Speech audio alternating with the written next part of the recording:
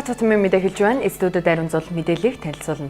Их Британий домогт Украин хамтлагийн одоо амьд байгаа гишүүдийн нийт хөрөнгийн хэмжээ Их Британий хатан хаан 2 дугаар Элизабетийнхаас давж Sunday Times сонд мэдээлснээр хамтлагийн гишүүдийн хөрөнгийн хэмжээ нэмэгдсэн нь нэрт Ukraин хамтлагийн амжилтанд хүрсэн тухай түүхэн замналын найруулагч Bryan Singer-ийн бүтээсэн Bohemian Rhapsody киноны амжилттай холбоотой юм байна. Энэ кино дэлхийн кино театруудаас 1 тэрбум $1 ашиг олсон байна. Хатан хаан 2 дугаар Элизабет Их Британий хамгийн чинэлэг хүмүүсийн жагсаалтыг 1989-өөс 1994 он хүртэл 5 жил дараалан тэргүүлж байсан юм. Хатан хааны хөрөнгийн хэмжээ өнгөрсөн жил 370 сая фунт стерлинг болж буурсан байна. Энэ нь жагсаалтыг гаргахад тавьдаг шалгуур өөрчлөлттэй холбоотой байх магадлалтай гэж мэдэгдсэн байна.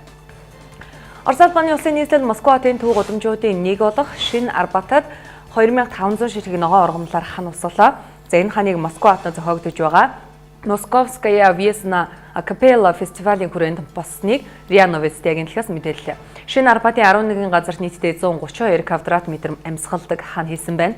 Москва хотод анх удаага ногоон байгууламжийг босон альберт хийж байгаа нь энэ юм. Энд 12 төрлийн ургамлын суулгацыг ашигласан байна. Ханыг нүд болгон хувааж, нүд болгон суулгацыг суулгасан байна.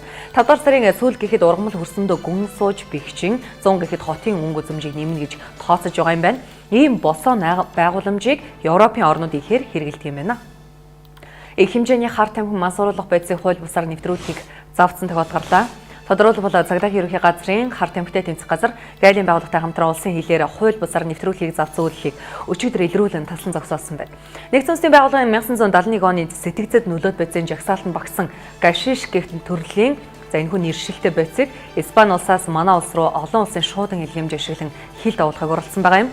Хууль бусаар нэвтрүүлэхийг завсан 3 кг орчим сэтгцэд нөлөөлөх энэхүү байцын зах зээлийн ханш нь $300 сая орчим. 300 сая төгрөг орчим болдог гэж мэдээгдсэн байна. Шалгалын ажиллагаа үргэлжилж байгаа гэж мэдээллээ. Орхон аймагт энэ сарын 12-нд зохион байгуулах байсан энх эрдэнтийн хурд 2019 хурдан морины уралдаан цуцлагдаж бай шагналд өгөх байсан 2 машин 3 мотоцикл болон тоногт хөрөмжийг яаралтай төрийн тусламжийн төв Жаргалан цумын өрхийн эрүүл мэндийн төвд хүлээл өгсөн байна.